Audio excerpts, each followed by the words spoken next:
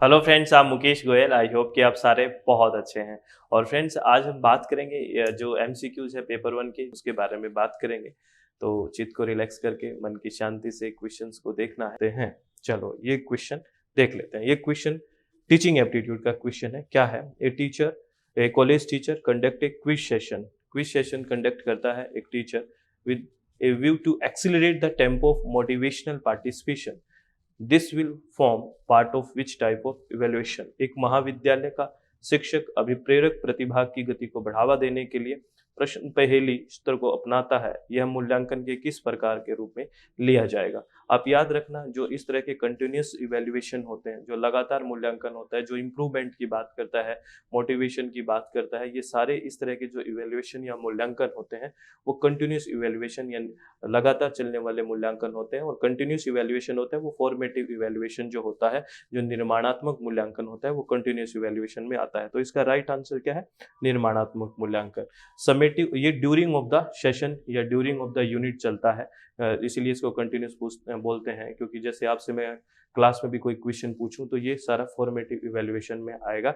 Summative होता है तो जब काम कंप्लीट हो जाए, एंड ऑफ द यूनिट अगर काम होता है तो समेटिव होता है या संकलनात्मक होता है। क्राइटेरिया बेस्ड है, अगर जिसमें पहले से कोई स्टैंडर्ड डिसाइड होता है, पहले से कोई स्टैंडर्ड दिया हुआ हो कि इतने परसेंट आओगे तो इतने परसेंट आएंगे तो आपको फर्स्ट डिवीजन आएगी, इतने परसेंट आओगे तो आप पास हो जाओगे, दैट इज द क्राइटेरिया, पहले से स्टैंडर्ड।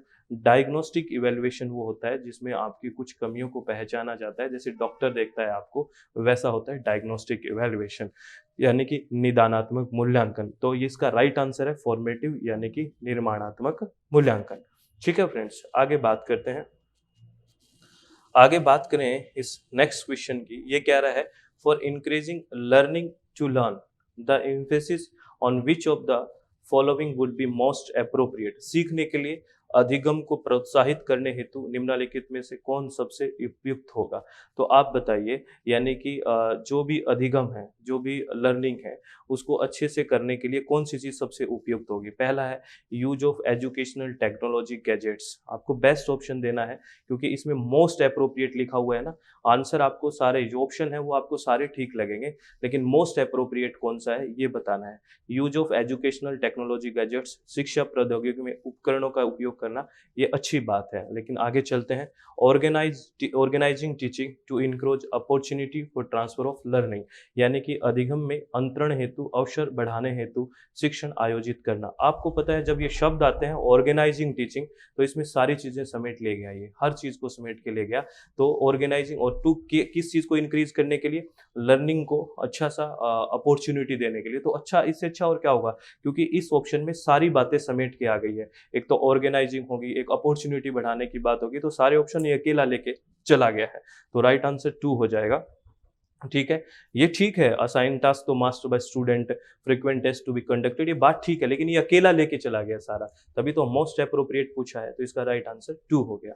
ठीक है फ्रेंड्स, चलो वेरी गुड। नेक्स्ट, ये जो क्वेश्चन है ये रीजनिंग का क्वेश्चन है। बहुत सिंपल क्वेश्चन है, जिसमें नंबर सिस्टम की बात करते हैं कि यहाँ क्वेश्चन मार्क की जगह क्या आएगा। तो 2 के बाद 6 आ रहा है, 6 के बाद 12 आ रहा है, 12 के बाद 20 आ रहा है, 20 के बाद 30 आ रहा है। तो आगे पूछा है कि यहाँ पे क्या आएगा।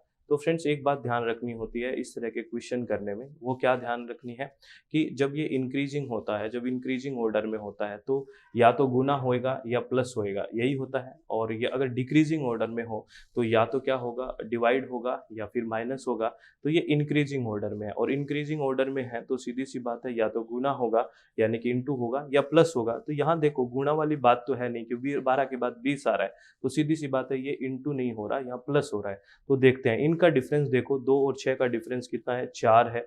ठीक है, और 6 और 12 का डिफरेंस 6 है, 12 और 20 का डिफरेंस 8 है, और 20 और 30 का डिफरेंस 10 है। तो देखो डिफरेंस कितने का बढ़ रहा है?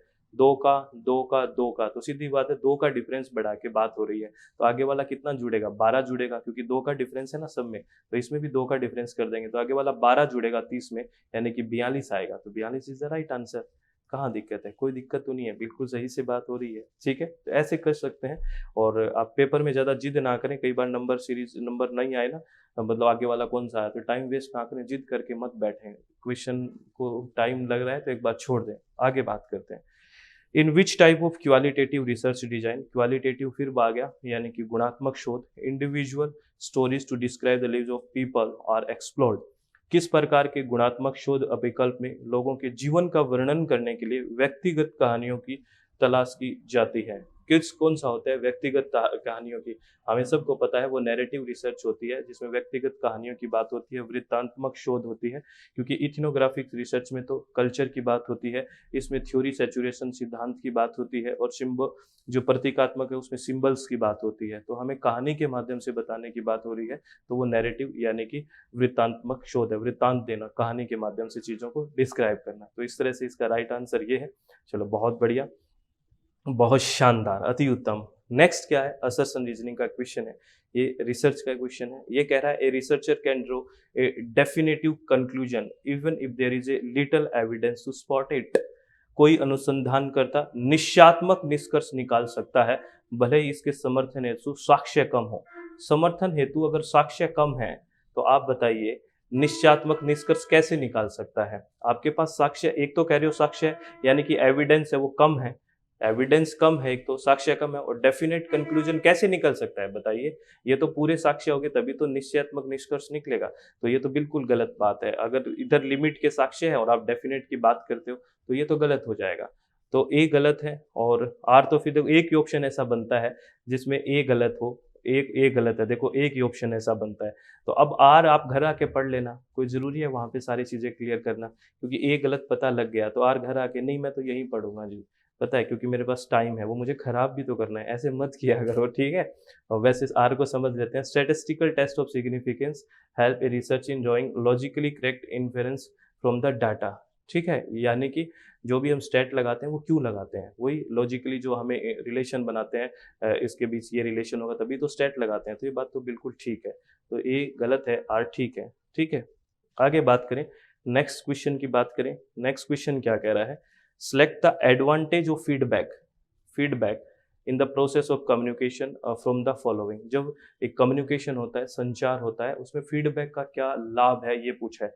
फीडबैक होता है ना जिसमें टू वे कम्युनिकेशन होता है, उसमें फीडबैक होता है, आपको पता है। और फीडबैक में टू वे में कम्युनिकेशन में एक बार रिसीवर भी क्या बन जाता है, सेंडर बन जाता है, हमें पता है। वन वे कम्युनिकेशन कौन सा होता है, एक दिशीय, जिसमें फीडबैक नहीं होता, वो होता है। और यहाँ पे पूछा है फीडबैक क्यों, फीडबैक का मतलब क्या है, एक तरह से प्रतिक्रिया जो हम देते हैं, ठीक है ना। तो इसका मतलब क्या है, तो सीधी सी बात है, फीडबैक जब होता है तो सीधा सा एक ही आंसर याद रखना, इट क्लेरिफाइज द कम्युनिकेशन। यह कम्युनिकेशन या संप्रेषण को स्पष्ट कर देता है, क्योंकि जब आप किसी से बात करो वो कुछ बोले तो इसका मतलब सीधी सी बात है उसने फीडबैक दिया है, तो आपका कम्युनिकेशन है वो क्लियर हो चुका है। तो इट क्लेरिफाइज द कम्युनिकेशन, यानी कि यह संप्रेषण को स्पष्ट करता है। ये बात आपको ध्यान रखनी है। बहुत अच्छा क्वेश्चन है ये, ठीक है ना। ये आगे जो ऑप्शन पढ़ोगे ना, it beneficial in understanding the subject matter, it diagnose the defect in receiver, it explore the defeat of receiver, ये सारी चीजें आपको ठीक सी लगती है, लेकिन ये सबसे बेस्ट चला जाएगा क्योंकि फीडबैक आ गया तो सारी चीजें क्लियर हो चुकी है, ये बात तो है, ठीक है। तो आगे वाला क्वेश्चन क्या है, विच of the following group has the component of para language communication. किस समूह के पास भाषेत्र संप्रेषण के घटक है। जो पैरा लैंग्वेज है वो नॉन वर्बल है, क्या है, नॉन वर्बल है, ठीक है। जहाँ पे वर्ड्स के यूज नहीं होते हैं, शब्दों का यूज नहीं होता है, वहाँ पे वर्ड्स का यूज नहीं होता है। एक्चुअली में वहाँ पे सिर्फ क्या होता है, आपके वॉइस से, आपके बल, आपके प्रभाव से, इंप्रेशन से चीजों को समझा जाता है। जैसे मैं आपको कहता हूँ यार मैं आप लोगों से खुश हूँ, तो आप कहोगे सर आपकी बात से तो नहीं लग रहा खुश हो, कि इंप्रेशन ऐसे ही हैं, आपकी वॉइस ऐसी है। तो इस चीजों से पहचानना, this is called para language. जो सोशल स्पेस है इसको छोड़ना होता है, सोशल स्पेस का कोई यहाँ पे नहीं है, ये अलग टर्म के लिए यूज होता है। और ये तीनों में है, यहाँ पे क्या है, वॉइस, इम्फेसिस एंड इंप्रेशन की बात होती है, ठीक है, स्वर, बल और प्रभाव की बात होती है। ध्यान रखना जहाँ पे पैरा लैंग्वेज शब्द आए, यहाँ पे बड़े अच्छे अच्छे क्वेश्चन आते हैं, ठीक है। और इफेक्टिव एजुकेशनल जो कम्युनिकेशन है उसको क्या कहेंगे, निम्नलिखित में से कौन सा प्रभावात्मक शैक्षणिक संप्रेषण है, कौन सा बहुत प्रभावशाली होगा, आप बताइए। आप लगातार बात करते रहिए ना, सब अच्छा होगा, वो प्रभावी होगा, बहुत अच्छा होगा, इसमें तो कोई दोराय ही नहीं है। कंटिन्यूस करिए बात को, कंटिन्यूस करिए, बात करते रहोगे तो झगड़ा खत्म हो जाता है, ठीक है ना। तो कंटिन्यूस जो होता है कम्युनिकेशन वो अच्छा होता है। जैसे इवेल्युएशन की बात कर रहे थे, कंटिन्यूस होता है वो अच्छा है। और इधर भी कम्युनिकेशन में भी अच्छा है कि अगर आप कंटिन्यूस कर रहे हो तो, ठीक है ना। तो ये बात ध्यान रखना है। सर फ़ोन पे सारे दिन बात करनी है क्या? वो वाला कंटीन्यूअस नहीं है। आप अच्छे से कम्युनिकेशन करते रहिए, ठीक है ना? इफ़ेक्टिव रहेगा वो, एजुकेशनल की बात हो रही है, ठीक है? ये बात ध्यान रखना। तो आगे फिर आपको सारी बात ध्यान है कि हमें अच्छे से पेपर को हैंडल करना है, किसी भी तरह की कोई टेंशन नहीं लेनी है, बिल्कुल रिलैक्स होके काम करना है और अपने चित्त को शांत रखें, मन को रिलैक्स रखें, टेंशन ना लें किसी भी बात की, सब बहुत बढ़िया है, सब बहुत बढ़िया होगा, टेंशन लेने से सारी चीज़ें खराब हो जाती है। तो मेरी आप लोगों से रिक्वेस्ट है, अच्छे से रहिए, अच्छे से पढ़ाई करिए और अच्छे से कोई बात नहीं कई बार कुछ चीज़ें खराब हो जाती है तो उसको ज़्यादा माइंड करने की ज़रूरत नहीं है, बस रिलैक्स रहते हुए काम करिए और आगे बढ़ने की पूरी कोशिश करते रहिए। All the very best. Thank you. Thanks a lot friends.